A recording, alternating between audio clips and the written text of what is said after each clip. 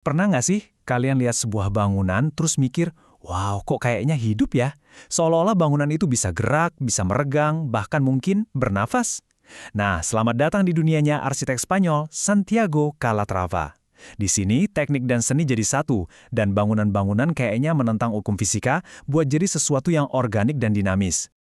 Eits, ini bukan adegan dari film fiksi ilmiah loh. Ini beneran kompleks bangunan di Valencia, Spanyol. Coba deh perhatiin, strukturnya mirip kerangka raksasa, terus pantulannya di air. Keren banget kan? Rasanya kayak kita lagi lihat pemandangan dari dunia lain. Nah, ini dia pertanyaan intinya yang bakal kita bahas. Karya-karya Calatrava ini seolah menantang kita buat ngebayangin arsitektur bukan sebagai sesuatu yang kaku dan diam aja, tapi sebagai organisme yang dinamis. Jadi gimana sih caranya dia bikin ini semua? Oke, untuk bisa ngerti Calatrava, kita harus mulai dari idenya yang paling radikal, yaitu membalik arsitektur dari luar ke dalam. Jadi gini, secara tradisional, arsitek itu biasanya nyembunyiin tiang, balok, dan semua penyangga. Pokoknya semua yang bikin bangunan itu kokoh di balik dinding dan hiasan. Struktur itu dianggap fungsional aja, sesuatu yang nggak perlu diliatin. Tapi Calatrava, wah dia merombak total aturan itu. Buat dia, struktur itu sendiri adalah sebuah keindahan. Dia justru mengambil apa yang biasanya disembunyiin dan menjadikannya bintang utama. Nah, seperti yang bisa kalian lihat di sini, gaya ini disebut struktur terekspos. Slide ini ngejelasin perbedaannya dengan gamblang banget. Di sebelah kiri, kita lihat arsitektur tradisional. Di sebelah kanan, pendekatannya Calatrava. Jadi bukannya nyembunyiin gimana cara bangunan itu berdiri, dia malah merayakannya. Kerangkanya jadi hiasan, dan dengan begitu, bangunannya jadi terasa dinamis, dan yang paling penting, jujur. Contohnya nih, Bandara Sondi Chadi Bilbao. Bentuknya yang kayak sayap itu bukan cuma indah dilihat, itu beneran struktur yang menopang atapnya. Kita bisa lihat dengan jelas gimana bangunan itu berdiri. Rasanya kayak lihat burung raksasa yang siap-siap mau terbang. Oke, jadi dari mana sih datangnya bentuk-bentuk yang luar biasa ini? Nah, ini membawa kita ke lapisan kedua dari kejeniusan Calatrava, inspirasinya dari alam. Kunci buat memahaminya ada di kutipan ini, yang kita ambil langsung dari sumber analisis kita. Jadi, Calatrava itu nggak cuma cari inspirasi dari buku-buku teknik.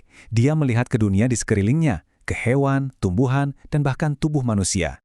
Pendekatan ini punya nama keren, biomorfisme, yaitu menggunakan bentuk-bentuk alam dalam desain. Strukturnya bisa meniru kerangka hewan, bentuknya bisa ngingetin kita sama mata atau sayap, dan yang terpenting, semua itu berhasil menangkap esensi gerakan dan kehidupan yang kita lihat di alam. Cara terbaik buat ngertiin ini semua ya, dengan melihatnya langsung. Yuk, kita jalan-jalan virtual sebentar ke beberapa karyanya yang paling terkenal buat lihat gimana dua ide ini, struktur terekspos dan biomorfisme, bisa menyatu dengan sempurna. Pertama, kita terbang ke Swedia buat lihat sebuah gedung pencakar langit yang inspirasinya datang langsung dari bentuk tubuh manusia.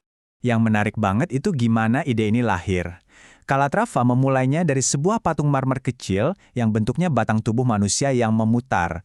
Terus, dia ambil bentuk organik itu dan mengubahnya jadi menara hunian setinggi 190 meter. Tulang punggung eksternal yang kalian lihat itu bukan cuma hiasan loh, itu adalah bagian vital dari struktur bangunannya. Selanjutnya, kita pindah ke New York, ke sebuah bangunan yang punya makna simbolis yang sangat dalam. Oculus di World Trade Center itu berawal dari sketsa yang sangat sederhana, seekor burung yang dilepaskan dari tangan seorang anak. Gambar penuh harapan dan kebebasan itu kemudian diterjemahkan langsung ke dalam struktur baja dan kaca yang megah ini.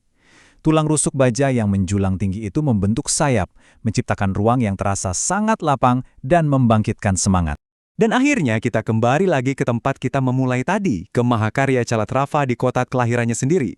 Coba kita fokus ke satu bangunan di dalam kompleks raksasa ini, Le Hemispherique.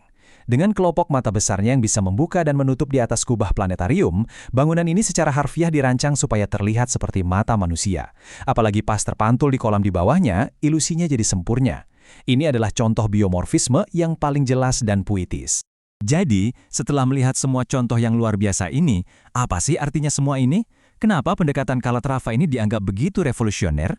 Nah, poin kuncinya adalah ini bukan cuma soal bikin bangunan yang kelihatan keren.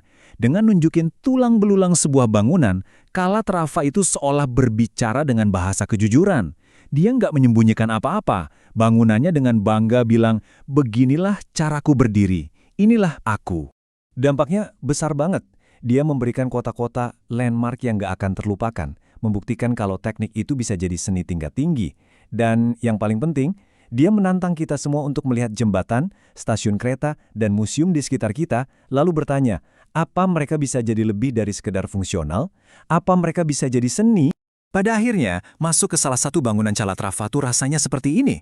Kalian gak cuma berada di dalam sebuah bangunan, kalian ada di dalam kerangka makhluk raksasa yang dipenuhi cahaya.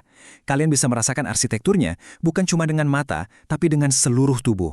Dan ini meninggalkan kita dengan satu pertanyaan terakhir. Kalau bangunan Calatrava berbicara tentang dinamisme, alam, dan kejujuran, apa yang dikatakan oleh bangunan-bangunan di kota kalian tentang budaya kita? Dan apa yang seharusnya mereka katakan?